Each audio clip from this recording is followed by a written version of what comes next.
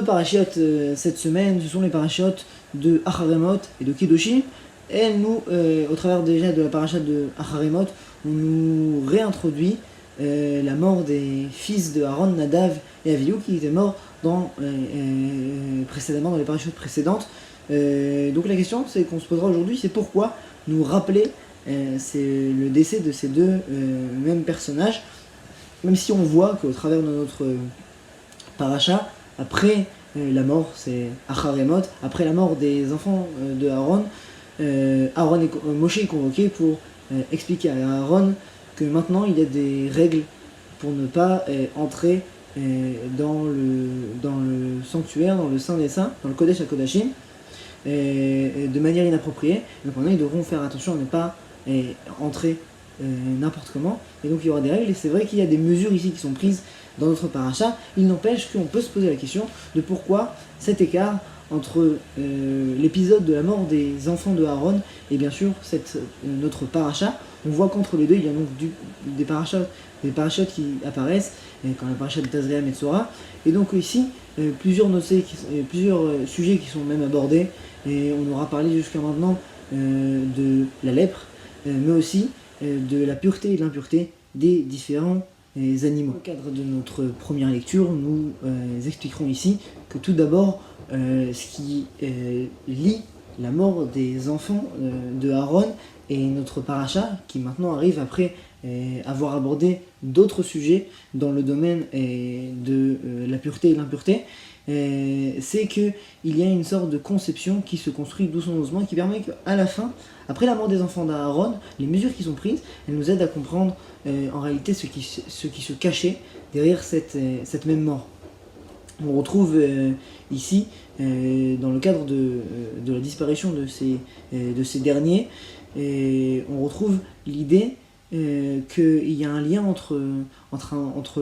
l'être humain et le divin au travers d'un monde en quelque sorte invisible, mais qui a des conséquences réelles sur le monde des hommes. Ce qu'on retrouve finalement, c'est que les enfants de Aaron sont morts en entrant dans le sanctuaire d'une manière inappropriée. Finalement, lorsqu'on y réfléchit, tout ce qui est question de la sainteté, ça fait partie du domaine de l'invisible. Pourtant, ça a des influences, ça a une influence, ça a une conséquence sur le visible, sur le monde des êtres humains. Mais finalement, ça reste quand même le monde en fait de l'invisible, le divin qui se dévoile derrière en fait la matière.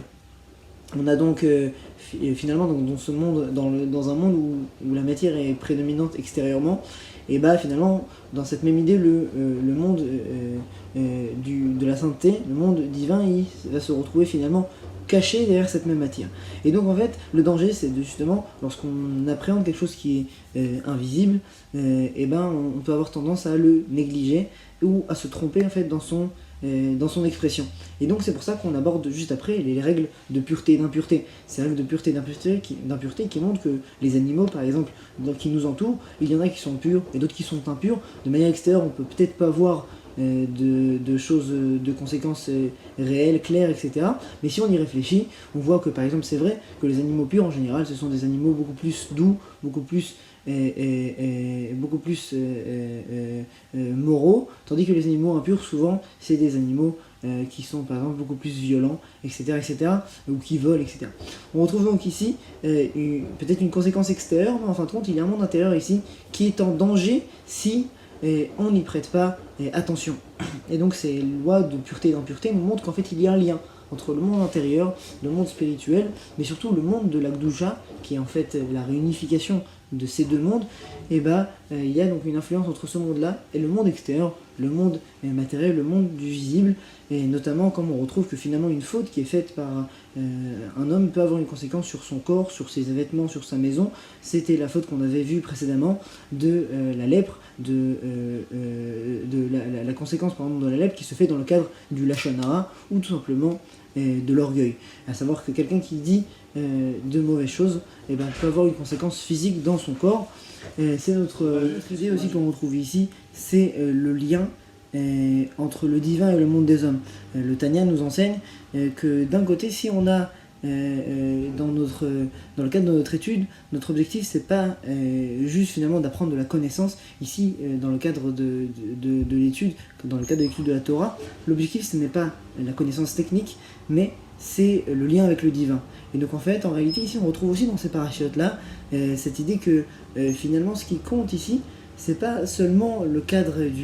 de l'action, etc., des connaissances à apprendre, de choses techniques. On retrouve qu'il y a en fait quelque chose de plus profond qui se cache derrière la réalité, qu'en fait le lien entre l'homme et son créateur, c'est finalement, il passe justement au travers de ces mêmes actions, au travers, comme on a vu, de la pureté et de l'impureté, ou même que Nadav et Avihu, en fin de compte, ils ont fait des actions qui de base voulaient se rapprocher de Dieu, mais finalement il avait une manière à réaliser cette dernière. On retrouve qu'en fait ici, dans toutes ces parachutes là, elles traitent d'un même thème, un lien, en fait, une possibilité de se lier au divin. Et donc en fait,